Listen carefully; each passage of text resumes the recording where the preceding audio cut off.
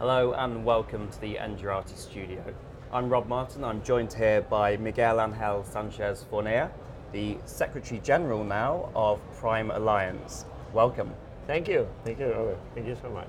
So let's start by imagining this world full of smart meters where smart metering has been deployed everywhere. What services are going to be available at that point? That's a very interesting question. Obviously, as you have said, imagine the world, because still a lot of things have to be done. Just think that in Europe we have been able to deploy, even to complete the deployment in full countries, but still there are many countries that they have not started. And I would hope that this world will be coming, because I don't have to explain that to really insist that the smart metering is an absolutely needed for the future. It's a need for the future, it's a must for the future. But going to the point, services. It's easy to answer that. I mean, a meter is a frontier between a world, which is the network, and another world, which is probably most important than the network, which is beyond the meter, as we call the beyond the meter. So probably in this second world, there will be the real explosion of services. Yeah. And this will become a must to attend. But also the network is quite important. I am not going to convince you that the network is absolutely needed for the electricity provision. Yeah. So network is under a very serious digitalization process. Smart metering is a part, but it's not the full digitalization. And of course, this will be also a new source for new services. So, answering your question, what new services? From the point of view of the network, I can talk about real-time supervision. I can talk about automation. I can talk about, in fact, digitalization. We have to digitalize not only the infrastructure but also the procedures, the activities that we are doing. So this is a full amount of services to be provided within the network part. And beyond the meter, everything related to customers, to consumption, really to introduce new services, to allow the opportunity that the energy is something controllable by the consumer. So that's basically my answer to you. And that inevitably creates a huge amount of data. What's underpinning the need for data?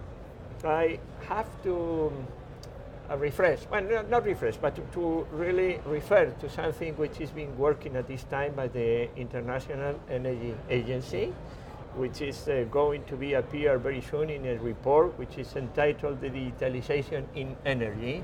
And they are really focusing very much on this matter of the data.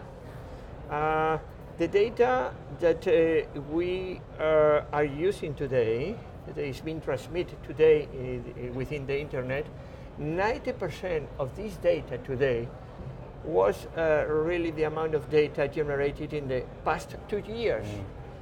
So let's imagine that in the coming 2 years, there will be a bigger explosion. And so we are really under, I don't think it's only exponential, it's more than exponential growth of data. So, this is in general, of course, in energy and in electricity. We have to really assume that there will be an explosion of data. And you have to understand that the human being is not going to be capable really to handle this data in the proper way. The safest, respecting privacy, respecting security, this type of thing. Cybersecurity is quite important. So the point, the fundamental thing is to have an analysis capability enough to handle this data, to put this in the hands of the human being, to take the proper decisions in the network world and beyond the meter world. So analytics, with the use of big data techniques, with the use of artificial intelligence, machine learning, these type of things are going to be absolutely needed, really to cover properly this explosion of data, which is going to happen for sure. And when that explosion of data does happen, accuracy of data is going to become more and more important, if I'm not wrong. Talk to me about over radio versus PLC, and are these things conflicting or do they work together? No, not at all. I mean, the point for accuracy of data is the telecommunications that are really confirming that a data which is taken in a point as the origin of the data is very well reconstructed and handled at the end of the transmission line. So, you know, there are many telecommunications technologies to be able really to keep the proper accuracy of the data. You are saying that it's clear that it's a must. I mean, this is a very good question because many people are thinking that wireless is absolutely conflicting with PLC because PLC is using wire. I mean, obviously, if you compare different technology and you say, is it using the spectrum in the air or is it using a wire? You have to say there's different technologies. But the real point, and we are in the Prime Alliance very much working on that, is that we have to have every technology being used in a complementary way. And you know, wireless and PLC is absolutely, they are absolutely complementary. We are going to demonstrate that. We have, not all the markets are the same, suitable to be use the PLC technology as the European countries. But in America, for instance, we are doing good testing, trying to really to combine both technologies, both capabilities, and arriving to a proper and efficient solution. It's not to use as many technologies are available. It's to use the technologies in the proper way to arrive to the most efficient solution. And in terms of the most efficient solution, what's the future for the Prime Alliance solution? What does that look like? The Prime Alliance has been very much concentrated, you know, in the narrow band solution with one, we are calling the specification 1.3.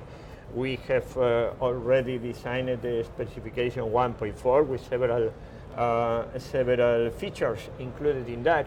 But let me say to you that the future, rather than going into the details of what is contained in the specification or not, the point is that we have to work very hard in enlarging the band that is normally used in Europe for the PLC in accordance with the CENELEC A standard.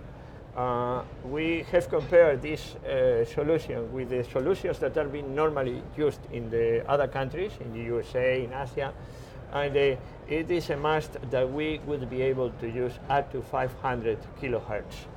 Right now the CENELEC A band is arriving to 150, and if we are able to increase this to 500 kilohertz, we will be able to provide much more services, as you were commenting. Yeah. This is one clear way of working, and it's quite, we are going to arrive to this achievement quite soon.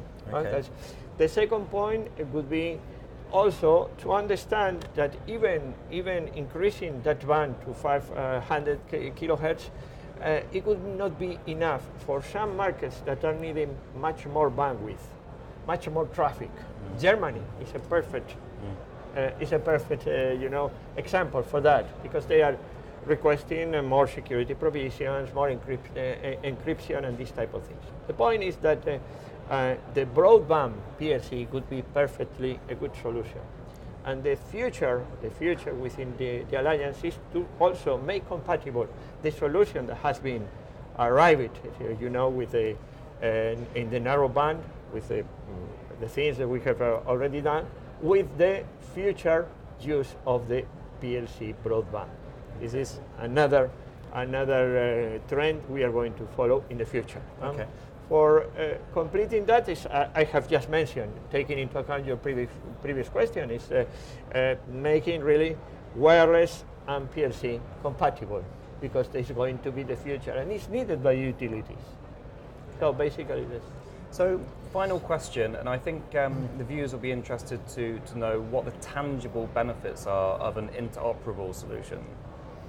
Well, it's easy to answer this question, because I mean, interoperability basically means that you don't need a single solution. You have to make a solution we have to use you have to use a solution that is coming from different vendors, that is coming from different sources in this network, this ecosystem of providers, and suppliers, and this really interoperability is a must. It's a must. Tangible benefits. I mean, interoperability is introducing competition and allowing the market functioning, obviously, and allowing to arrive to the best efficient solution. And for me, efficient means a combination of reliability in services and, of course, cost. Absolutely. But basically, those are the tangible benefits of interoperability, sir. Miguel, thank you very much. And thank you for joining us in the Engerati studio. Remember, there are more video interviews available on the Engerati YouTube channel. Thank you. Thank you.